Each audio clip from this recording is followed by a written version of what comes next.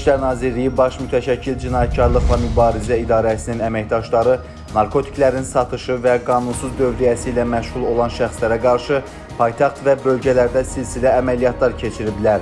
Tədbirlər zamanı əvvəllər məhkum olunmuş 45 yaşlı Əli Əliyev və tanışı Zanik Əliyev, 60 yaşlı Telman Məmmədov, 34 yaşlı Tural Cəfərov, 35 yaşlı Hüseyin Məmmədov, 32 yaşlı Hikmət Axundov, 37 yaşlı Rəvan Baxışov, 28 yaşlı Arzu Əskərov, 43 yaşlı Vüsal Məmmədov və əvvəllər məhkum olunmuş 24 yaşlı Ayaz Usubov saxlanılıblar.